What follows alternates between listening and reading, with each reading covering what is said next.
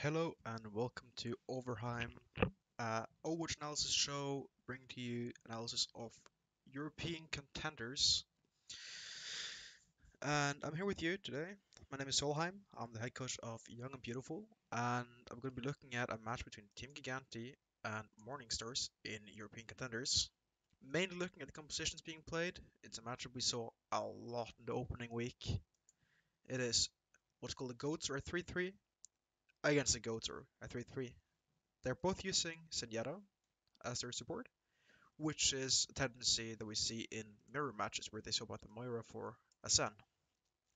So I will first quickly have a short explanation of how the matchup works and what the roles of the different characters in it is. And to start it off, I want to put every hero into two groups. It's group number one, which is the carry, and then it is group two, which is utility. These are the two groups of characters in this composition. As you can see, it's 3-3, it's 3 support and 3 tanks, meaning there is no damage dealers, meaning that there are only the carry and the utility. So the carries in this composition, there are two of them. It is Zarya and it's Rein. These are the carries. These are the ones that will kill you. You can, of course, others can kill you, but in theory, these are the two damage dealers of the composition. I understand if people want to group Zenyatta under this group as well. However, it's not directly his damage always, it is very often just the damage from his Discord that the other part of the team is providing. That is the big impact he has. His main role is the defensive ultimate and the Discord onto the enemy Reinhardt. So, for the utility part, it is everything else, where everyone has their own job. The Lucio is to, of course, increase mobility of the composition, allowing you to move around freely and keep your Reinhardt out of danger, often. Um, and also to kite and push efficiently. The set is mainly for Discord orb onto the enemy Rein, meaning the enemy Rein cannot swing. As long as he's discorded, he is very likely to die, meaning he cannot drop his shield. Diva is a tool for body blocking and a defense magic for defensive usage to keep your Rein and Zarya alive. It can also be a tool to contest Pharahs, or people who are grouped far away from the team are splitting away from their team to kill off solo targets and take 1v1s. But normally you want to place it very close to your Rein in the mirror matchup. Brigitte is also a character that plays close to the Reinhardt, and her main tool in the mirror match is the shield bash of the enemy Reinhardt to get a Discord orb onto him. This is the main utility they bring. The ultimates are important, and you basically have 3 damage dealing ultimates, which is the Grab, the Diva Bomb, and the Shatter. And then you have 3 utility ultimates, which is the Beat, the Transcendence, and the Rally. The main part about the mirror matchup is how you use these abilities. You have 2 types of fights. You have no ults and many ults. And it's the 2 kind of fights that exist with this comp. I'm going to be looking at one of those today, which is a fight where both teams have rather equal ultimates, or at least rather equal amount of ultimates, but different ultimates, which is what happens in this fight between Morningstars and Giganti. You see that the percentage of the point is 99.55 in control of Giganti. So what ends up happening here is, even though it's a 55, this is very likely the last fight due to the tendency of the fights going very long. Meaning that no matter which teams win this fight, it's very likely that team is going to win this round of Ilias. First of all, I want to talk about where the team's set up. So let's see if we can get a good picture of that. Giganti, as we said, in control of the point, makes sense that you would set up around the point, right? Actually, I'm going to disagree. First of all, let's check if this is possible at all. I believe Giganti had 1 man down from last fight. Actually, they don't. They have full team grouping up from last fight, and they have tons of time to set up. So coming into this fight, setting up on point makes sense, right? No, actually, the point has no meaning at all. Because they need to pass you. They're playing a tank position just like you. They cannot just go around you and be mobile and go to point. No, they cannot do that. Which means you can hold close. You should always look to be holding at an advantageous position when you're playing goats. So what you want to do is that instead of holding at a really awkward area like a point, where you have this angle of approach, this one, and this one, there's three angles of approach. If you're able to limit that, then you're looking good. Let's say we create three areas of the map. There's three chokes on this point, and we're going to be looking at all three of them. We're going to call this the number one. Okay, number one has one, two, three angles of approach, all pretty close, being it's easy for them to go between them, and it's a big difference for the defender where they want to set up depending on where they're coming from. Let's look at line number two. There is three angles of approach again. The difference is the setup for these two is the same. It's behind this corner. While for the third one, you want to position around this corner, which can be rotated between as you see them. Meaning that you now end up with a much easier to predict and easier to set up for fight. Let's go to place number three. You have option number one, and then you have the run around the side, which is option number two. They can also run inside through here. And how do you react to these? Well, for the first one in the middle here, you position on the sides of the choke. And the same for this one, position on the side of the choke playing the corner. And I'll explain why playing the corner is important. If they go for the long around the side, you can set up really close here because you have Lucio and you're able to speed up and be quicker. So the immediate what you can do is you see them making this rotation.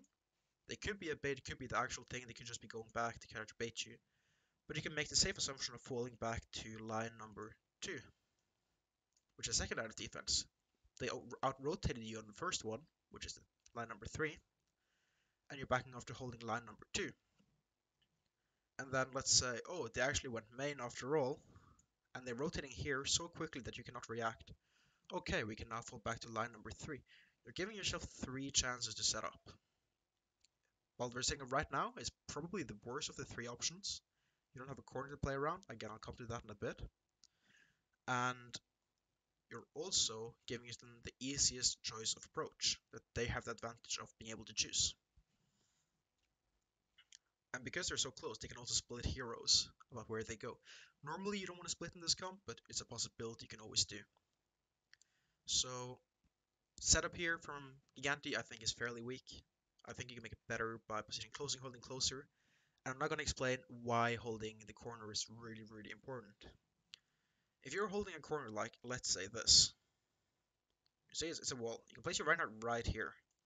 His hammer will have the reach to hit this wall without him LOSing anything that's on the other side of the choke. He'll be able to swing on anything moving through here, and the same on this side almost. The Rein would have really wide like this, should not be able to be hit without the Rein walking forward. And if he's doing that, he's out of position and he should be rolled over. So what happens when you play a corner, I'm going to keep using the example on the bottom here, is that the enemy team is forced to walk through. Your Rein will be swinging onto them as they're walking around, and their Sen will never have line of sight onto your Reinhardt is standing around the corner. While your Sen, who's standing over here or here, will have direct line of sight onto their Reinhardt, meaning that he can discord. This is called a discord advantage. And discord advantage means that you are very likely to be able to bubble second. And this is where the utility of Zarya, I know I called her a carry earlier, but she also has the utility of the bubble, which in the mirror is used to cleanse the discord. The same way you would normally cleanse an Ananade, so the purple of the Ananade, you can also cleanse the discord. And this is the important role of the Brigitte plus the Zarya. The Brigitte would be playing with the Rein and looking for a bash onto the Rein who's pushing. Let's keep track of it. Leading to a discord coming in. When the discord is on the Rein, if he does not get bubbled, he will die to the Rein standing on the corner and the Brigitte, even if he has a shield up. This forces the bubble from the attacking Zarya, which is Casper in this position, onto the main tank, which is Masasa, meaning that they now have extended some resources. And the bubble is a really big resource because it denies the discord orb. Usually, when you're at discord advantage, you're forced to walk back, while the enemy team can push you with their bubble. This would likely lead to the attacking Reinhardt dying, or if they want to walk through this choke, they're forced to use ultimates to do so. which is why holding a corner is really, really good. Holding a corner stops you from taking poke, it stops you from getting discorded, it stops you from so many things. If you can choose a corner and sit in this right in this comp in a mirror, you always want to do it. Find a corner and sit on it. Tell your team, this is my corner, we're playing here. We stand here until we die or are forced to back off. Because realistically, you're in a better position. So let's watch this fight. Let's pretend we have the lines that we talked about, 1, 2, and 3. Samsung has now crossed line, first line, line number 3, and now through line number 2. And they're now able to zero Gigante's setup. They have their main front line with Facility Milky Man, and I believe that Davin is also here. You see his damage, taking damage, so he's right here. Then you have Sapis playing point. You have Super far in the back, and Little Bo playing on the statue. Alright, what does this mean? I think Gigante's ready. They have their grab. So we're trying to split up a bit, and we're setting up so the Lucio can beat without getting caught in the grab, and we have multiple options about what we want to do. Sapis likely wants to be in a position to eat the grab, if possible, or at least eat damage from Milky Man without being at the risk of getting grabbed together with him at the corner. So let's see how this plays out. So actually, let's slow it down a bit to make it easier for everyone to see what's going on. So Leaf first pretends to be going on a wide flank through here. Sapis sees that, but he sees he's rotating back, so rotating back to the rest of his team. While the main part of Samsung is walking in. Caspir just uses bubble for draining personal energy. Normally you want to use your personal bubble to body block for your own Reinhardt to stop a shield bash or something of the like. However, here he uses it for energy because he's close to his ultimates and he wants to use it first. Here comes in the idea of proactivity. In this mirror, the team that's most proactive usually wins, and I'll explain what I mean by proactive. To be proactive, you need a game plan. You need this idea of this is what we want to do this fight. And it doesn't need to be you doing something first necessarily, but you setting up something. You can proactively set up to stop their engage or counter their engage. So that's what they've done. They're gonna grab us, we're gonna play Sappers on point, and we're gonna be ready for it. And didn't expect what's coming up next. Leaf is trying to get Sappers to play around him. Sappers is tracking him. Oh, they're going for the bash. Remember I talked about this? They want to bash around, discard him, and force the bubble onto him. Lee says, no, I don't care about what you tell me to do. I'm going to go bash Sappis. Why is bashing Sappis a good idea? First of all credit to Lee, this is a really good play. Once Sappis is stunned, he can no longer defense matrix his own Reinhardt, giving a completely free grab to Caspir. Caspir directly gets a grab onto the front line. That one is backed off. To me, this shows that they know the grab is up and they're playing around it. However, if you're playing against a D.Va Bomb and a grab, you normally want the Zarya to be in the grab to be able to block it. If you trance and use bubbles from Zarya, you should be able to block out a D.Va Bomb grab combo, which is a reason I do not like the combo myself. If you keep watching, we see the grab is hit the front line, and immediately Dragon Eddy starts using his boosters forward. Very likely to use the ult we talked about, the D.Va Bomb. Milky Man sees this and counters it with his own Shatter, which somehow still hits Dragon Eddy into the position. There is some wonky coding going on right here. I feel nothing beyond this line should be hit, but he does. Okay, what does this mean? Let's look at the engage. We talked about resources earlier. So, Morningstars has used two ultimates. They use Conspiracy Grab and Leaf's armor. Leaf has given full armor to both Exorath and Caspir, the two main targets he wants to give armor to. Immediately when they both hit full armor, he left the team, which you see in Dridro and Osasa probably got their armor poked off them, and goes for the bash. So they have effectively used two ultimates, however, one of them is still very much in effect, because you see the armor on both of these. And they traded that grab into a Shatter and a Chance. Alright, you're in a great position. What should you do next? The reason I say that I don't like using grab into D.Va Bomb is because using a combo, yes, you kill the enemy team and you win the fight if you hit it. However, point number one, the Diva Bomb is very counterable into the grab. As I said, with using this ultimate and the bubbles from the Zarya, you should be able to block it 95 to 90%, 100% of the time. It's very consistent of blocking it, which means you're effectively trading one ult into two, but the bubble resource, meaning you often have to regroup after the grab and then re-engage. What I would recommend for Morningstar to do in this position, and what I think would be the optimal play, Masasa just got bubbled. He needs to use this, and he cannot use this by standing here holding his shield. If he charges straight into this and hits the Zarya, because Milky Man is not holding his shield, Milky Man is shattering still. So Shatter has just gone through. Um, if he hits the Zarya, Exorath and Mosasa can either one-shot the Zarya, or they can build a Shatter. Even through the trance, you can one-shot him with a Sen and a Rhine if you hit the charge. So guys, even if they trance into the grab, if you all focus the same target and get a discard onto it, you can still burst through the trance. The trance only deals 300 heals per second. You can burst through that with Sen, Rhine, and a Zarya. And it's often more consistent to do that than Diva bombing it. Don't be afraid of trying it. And they would also build a Shatter, and this is the second part of it, that one, it's counterplayable. Two, you do not build a healthy ult economy. So unless you close out a map or a point with this, you're just ruining your own ult economy. Because effectively, you want to shatter them, and once you're all on the ground, your Zarya and Diva slurps up all the ult charge of the ground, and you win the fight, and you gain ultimates.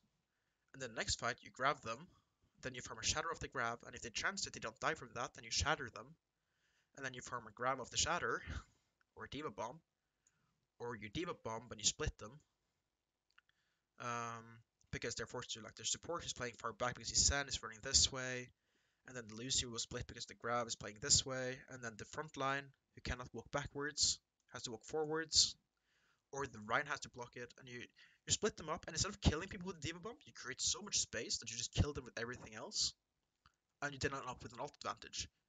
All these three damage dealing ultimates we talked about earlier can farm ultimates. Even the Diva Bomb is just a pure nuke. It creates space, and space means that you have an advantage in the fight, and that you can farm your own ultimates. Use your ultimates to farm other ultimates. You don't necessarily need to kill everyone with one. With the ultimate itself, that's not good. Of course, it looks cool getting a 6k, but it's not efficient.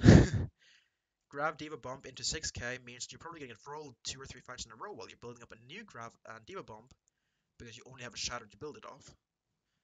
So let's quickly explain why I think using Grabs into Diva Bombs and Grabs into each other is not a good idea. Of course, if you're finishing off a map or a point, ult economy doesn't matter anymore. You can use it, sure. But remember, it's 1, counterplayable, or 2, ruinous ult economy. Always think of this when you make your pre-plan before the fight. I don't say never do it, I just say think about this before you decide to do it. And you only want to, like, I would only advise to do it when you're finishing off a map. But look what happens here. Okay, Masasa goes for the charge, like we said. Okay, he hits Suppe. Suppe is the trance. He's the healing. There's no more healing left in this grab now. That should mean they die, right? No. This Rand Shield blocks the damage of one carry, and the other carry is here, going this way. He is bound towards far away from the fight, into the enemy backline. Why is this an issue? You're not going to kill anything in this grab, and even though you have now gained ult advantage, why do you give that up? Why do you risk your ult advantage as Morningstar's doing this play? I don't think it's possible, and the only way you would ever kill this Sen is by charging him like this and hit him into the wall. I'm not sure if you can get between these two.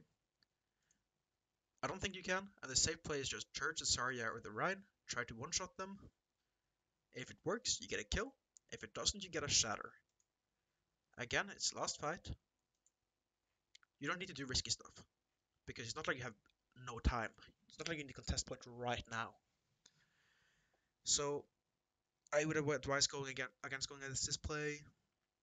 I'd say it's justifiable to some degree, but in the end, I don't think it's optimal at all.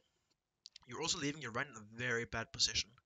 Even though the front line of the enemy team is also in a bad position, your Rhine is in an even worse position. Because he's going to have to regroup way further back because he's probably going to hit this or this. Have to go back to point to regroup. Because going this way is not an option because of the enemy front line. You don't want to be between the enemy front line and the back line. Normally alone as Rhine. Ever. But the first part of the fight, until this, is really good for Morningstars and looks like a clear win for them. But let's see, Gigante can still make it back. Okay, Milky Man goes low. Masasa just finished the charge as he's up and coming back with a chance. But he's starting to take damage. Immediately, Milky Man and Masasa both regroup, so they start meeting on points. They're playing a tank board down here. Which is what you'd expect to happen. Aggressive beat from Lilbo. You see, no one is really that low. But they're just abusing the fact that Caspier's up here, Dragonite is far out of position, Urine's alone. I think this could have been counterplayed by a chance from Exarath. I think it's too greedy looking for the damage here.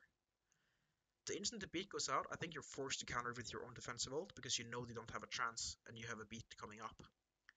If you counter this beat with your own chance, you will have the advantage still. Because you use the chance to regroup, re-engage with your beat afterwards. However, they don't do that, I believe. And you see, Facility and Milky Man just runs Mosasa down. He gets just booped, he gets discorded, he gets bashed, he gets run down. Exactly what Giganti wanted. This was the only win condition Giganti had in this fight, was beating and killing one. That's how they win this fight. So, right here, really good re-engage from Giganti is exactly what they need to do. It's super textbook. I believe the reason Dragonite was this far out of position was because he's setting up a Diva Bomb. You see? Right here, he's starting to cast his Diva Bomb. He's starting to use his shift, right here. And looking to hit a big bump onto the point. And this is a very yes play. What a yes play is that it's not a bad play that you go, yeah, never do this. But it's also not the right play. It's a play that needed to be executed earlier or not at all. Because the timing window of using this to regroup is too late. You would need to use it before the speed goes off. Let me find where I would have advised using if you're going to use it. Right here, right now. This is where you need to use it to get your Rhine into a safe position again. You're also half HP in your mech, which means you're giving some ultras away from your supports. Doesn't really matter, it's last fight. And you're not that close to ults, and Dreidor is going to be getting his anyway before you need it. So right here, you could have Diva Bombed to make help your Rhine regroup. It would have forced bubbles from Davin, it would have countered the speed, it would have stopped him from doing it at all, I think, maybe. But anyway, you needed to do it earlier, because right now it's too late. Because you Diva Bomb right here. This is where you Diva Bomb. And it's too late. Ryan is already dead. The instant that beat goes down, the Ryan is dead. Because they're not countering with their own ultimate. Really nice bash, because he already used the bubble to kill the Ryan. And they trade mine tanks, but leaves us in a horrible position against a rallying facility running straight at him. Facility gets in, kills Leaf at sub A, just expected. Okay, now this is where it starts getting scrappy. Morningstars are in a terrible position. They're starting to panic. I can imagine their comms is a complete mess right now because, oh, we lost our main tank, we lost our brig, we lost our chance to kill their Ryan, but their Ryan is dead. It's still winnable. This fight is by no means lost. Yes, they're one person down. Facility's ulting is going to be a rough fight. However, they still have a bit of armor in Exarath, and they have a bit of armor in Caspier. And they have full HP mech and a Lucio still with beat. They have double defensive ults. This is winnable. Don't panic. It's the worst mistake you can do in this situation. They have two ultimates. They will not get any more. You have two super high impact utility ultimates. One can give you enough time to get your tank back, but also they don't have any utility ultimates. One utility ultimate to counter their damage ultimate, and one to re-engage. Because they have used both this fight already. The issue right here is the panic is starting to take the players, and right Here, Lucio, they both press Q at the exact same time. This is panic. You need to stay calm when playing this comp because things go so fast. I'm working this in half speed and already you see I pause every second to explain something. This is all about knowing what to do when it happens and just doing the right thing. Normally, you create a system in your team about which ultimate to use first. A normal system in a lot of teams is that you always trance a grab and you always beat an engagement if you have it. If you have both ultimates, that's already used them. You always beat first unless it's a grab. Very normal way to set it up. The reason for this is that the beat allows you to split. The guy out here that they're shooting at, he would get beated but not tranced. The people here would get beated and tranced. Difference is, if you beat first, this person is able to regroup with you, and you can re-engage whatever's down here. Okay, next step. They are likely going to trance you to stop you from killing Davin. Davin should die if you all go on him together. Important, together. Sapis doesn't have his mech anymore, meaning that effectively you're even still. Again, it's winnable. Important to remember. You just need to use a defensive ult and re-engage. The issue here is that when you use both defensive ults at once, look at Davin. Oh, they double defensive ulted. Lilbo's in here as well. He boosts them away, and they just back off. There's no value gained from those defensive ults. Gigantic says, hey, sure, if you guys want to ult, that's fine. We're just gonna walk away, wait for them to end, and then go in and kill you. This is where the fight lost. It's not by Masasa getting picked. It is not Giganti losing it by wasting resources into the grab. They're forced to do so because they're less proactive than Morningstars.